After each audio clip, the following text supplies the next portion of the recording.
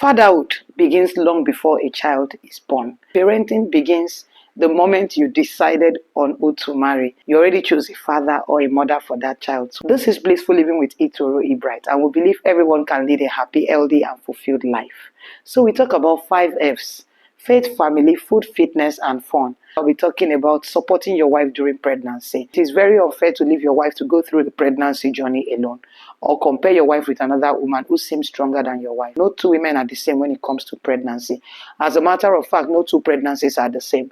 I once met a woman who was, at the antenatal when I was about to give birth to my second son. She was pregnant for the 5th time. She was complaining bitterly. Then a nurse asked her why she was complaining. After all, she's been on this journey 4 times and this is the 5th one.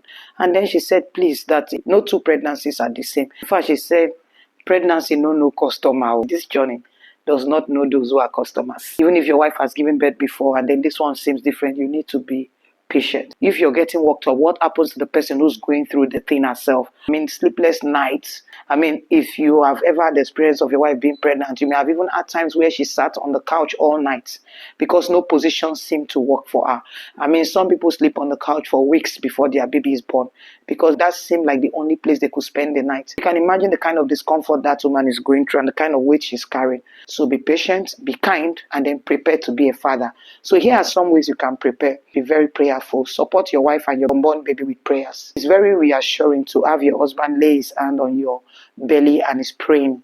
Maybe you're sleeping middle of the night, or he's awake, or he's about to go to work, and you're just finding some little time to rest, and he just lays his hands and is saying a prayer over you and the baby. It's so reassuring for a woman. So don't go out without checking on your wife. From time to time, if you have a woman who is pregnant at home, don't go a whole day without checking on her. As a matter of fact, if you're married, it is wrong to go from morning till evening and you haven't checked on your partner, not to talk of one that is pregnant. So from time to time, in the course of the day, you should call to check up on her to see how she's doing. Just in case anything has gone wrong, you would be able to follow up very quickly. So make sure her phone is always on. If possible, let there be someone at home with her. To live in a place that is very far away from where your wife is. Video calls can help you a lot. So thank God for this age and time where we have technology to support us. A lot of video calls can be very reassuring. Plan financially to receive your baby. It is quite expensive to nurture a child. From the time the child is born, you discover you have to spend money on everything from diapers to food, other things in the house, clothing, medications, and all. So you need to be financially ready. Save towards the delivery of your child. As a man, even if you aren't married, you start saving towards the delivery of your child. You're watching this video at the right time, so it helps you to prepare ahead before you need it. Save way before you even get married, because you never can tell. For me, I had my first baby 9 months and 4 days into my wedding. So who knows if that is going to be your experience. So you need to be financially ready for this journey. Be involved. Don't be an absent father who just knows that the wife is pregnant and just know that the ED is so and so did, but you know nothing else about the pregnancy. Some pregnant women forget a lot. Some women are not given to so much details, so they can go for antenatals. The doctor says something, they didn't even hear the remaining part. Or because they don't like a particular medication, they aren't taking it. If you were following up, you would have known that she hasn't taken that medication. So your wife has a medication on the table in the room. Check from time to time to see if she's taking. Ask her questions. Call her and find out if she's taking the one for the day. You come back from work, intentionally ask, have you taken your medication for the day? When was the last time you took your medication? How many did you take today? Be that intentional. So just be very involved with the process. My husband did something amazing when I was pregnant. I thought it was because it was our first child, but I realized he did it again even when I was pregnant the second time. And you need to understand that I got pregnant in very quick successions. My first son was only 9 months old when I fell pregnant again. And I was so disappointed and depressed. But he supported me through the journey. He supported me so well. He was with me at the doctor's. We went to do ultrasound, all the tests I was required to do. Going to the pharmacy, we'll take a walk to the pharmacy together, which was also part of my exercise, which is another point I want to make. So you want to support your wife with her journeys. You've heard that she has to take walks. She has to do a lot of exercises, but she doesn't feel like sometimes. But if you go with her, it will be more interesting. So you can take the walk with her. If you're supposed to take a walk 3-4 times a week, then schedule your time to be able to join her in taking the walk. And if for any reason you live in a separate country, separate state, we know what's happening right now. Many couples live apart because of what life, the jackpot syndrome and everything. If that has happened to you, you can follow her up with video calls. How are you doing? Are you going on your walk? Okay, go on the walk. Let's be on the call. So we are chatting, we are gisting while you're going on your walk. Then it looks like you're actually there. So just be involved. Follow your wife for antenatals, especially the significant antenatals. What do I mean by that? Those antenatals where you are expecting the verdicts from the doctors, let me say so for lack of better words. Take, for instance, the antenatal where after an ultrasound, so our last antenatal, she's been asked to do an ultrasound and then come with the result on the next antenatal. Or the result has been emailed to the hospital and she's supposed to see the doctors at the next antenatal. Then they will brief her on what they noticed. Such antenatal is an antenatal you shouldn't miss. Then they say, okay, so do this ultrasound for this stage. We want to know the gender of the baby, we want to know the position of the baby, we want to know the weight of the baby. So the ultrasound result has been, mailed to the hospital and is your next appointment. That appointment, as much as possible, be there. And then as she gets closer to delivery, make those appointments with her. So that if the doctors are sharing observations about how the baby is positioned, the heartbeats of the baby, the heart rate of the baby, or your wife's health, her legs, maybe they are swollen, her eyes, her blood level, you will hear those things yourself. And then you will know how you can support her at home to prepare for the delivery. I mean, it's your child we're talking about. So you should be part of that process. So create time to be involved. It is very important to be involved. When you are involved, you are supporting your wife, you're making the journey easier for her. Also, encourage your wife. Many women in this state can be very depressed, unhappy. Sometimes you just feel overwhelmed. You can't even explain.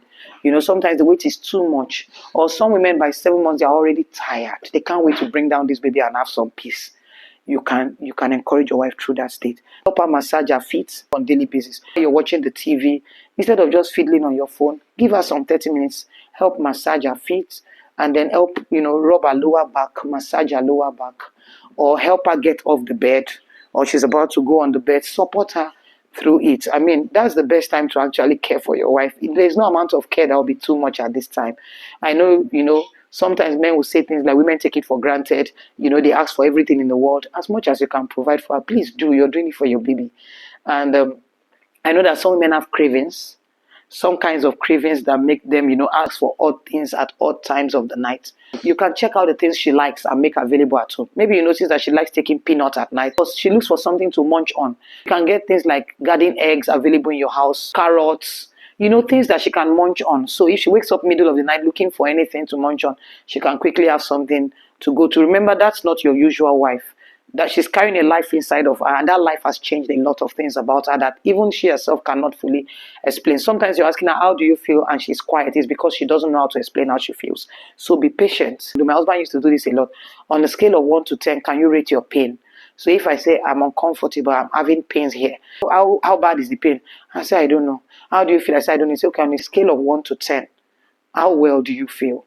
And sometimes I will say 5 or 7. What part of your body do you feel most uncomfortable with? He will say that many times. And I'll say, okay, my knees or my legs. And then we'll try out different things, try out different position, get a pillow to support me, different things. Sometimes I can't sleep. With my first pregnancy, it was even worse. I mean, I had my belly was so, in fact, it was so big. By 6 months, people thought I was already going to deliver. And my son was so big at birth, and he was also very tall at birth. So that made me very uncomfortable in pregnancy. I began to have a pain. I've forgotten what it is called now, a very terrible pain that didn't allow me to sit for long. All of such times, you hear my husband reminding me, you need to stand or walk a bit, sit down. Then he will support me. Sometimes he will support me with his hands around my back. At other times, he will sit, and then I would be sitting more like I'm sitting, but my back is resting on his own chest. And then we are like that. And then that way, I am more comfortable for another 1 2 hours. Sometimes I sleep off like that, 1 2 hours. So he went through the journey with me. So you can be that supportive. It's so enjoyable when your husband is very supportive. In fact, you feel like getting pregnant again every time. So if you're not supportive, the journey can be very discouraging for your partner. And you want a very happy wife. The state of her mind matters a lot at the point of delivery. When it's time for delivery, they'll do several tests. I mean, they'll check her PCV, to check her water level, sugar level, different things. Actually, many things will be checked. You don't want the doctors to start saying, go get this, go this, oh, we need to postpone this, we need to do this. Why would they say so when it looks like she's going to have complications? The complications at delivery is even worse. So it's better to support her through the journey so she's emotionally stable, mentally stable, and physically stable for what is to come. And then, of course, let's paint a picture where you're going to. Remember that you're going to have your baby in your hands soon. So it is not too much of a price to pay to have your own seed. I mean, another version of you. Imagine how interesting that sounds. Help her relieve stress, help her around the house, help her with chores, help her do the things that she needs to do, make the work easy for her. whatever it is she used to do before, at this time she may not be able to bend over again. Support her with those things. Clean the house, mop the house, anything you can help her with to make the work easy for her. Help her go on some errands. Call her on your way back to find out if there's anything she needs so you can get for her, instead of getting home and then she sends you out again. Just follow up on her, check up on her. Just be around her. She needs you a lot. Don't wait. Ask a lot of questions when you go to the hospital. Ask the doctor how your wife is doing. Ask a lot of questions. Ask your wife a lot of questions. Is the baby kicking? When last did you feel the baby kick? How are you feeling? Oh, why? If you notice anything, ask questions. Don't just let it go. And then ask a lot of questions about the items she's packing. I mean, when you're packing hospital bags, some men are so amazing. They even join their wives in packing the hospital bags. Some men even take on the responsibility to do the packing. In the last video, I shared about what to consider when packing your bag. So you can watch that video. So you can ask her a lot of questions about the bag. What did you pack in this bag? What is in this bag? What is this for? So she takes you through the journey of everything in the bag. So when you get to the hospital, just in case you are asked to bring out those items, you're not confused. I've been at the hospital once. Okay, so I work a lot with pregnant women who are about to deliver their babies, especially first-time moms. As much as possible, I try to be at the hospital when they're about to have their baby. For many women, I have done this. And I realize that sometimes the man is being asked, bring the lady sept, or we go and bring sanitary towel for your wife. And guess what the man is bringing? The upper for the baby. He doesn't know the difference between the two. And then the man is asked to bring the baby's face towel, and the man is bringing a bib because he doesn't know the difference between the two. So why am I saying that? As a father, you need to understand what is happening in the delivery room. I mean, it's your child we are talking about. So once again, here is me wishing you a very safe delivery, and congratulations again in advance as you welcome your baby. So till I come your way another time, do lead a very happy, healthy, and fulfilled life.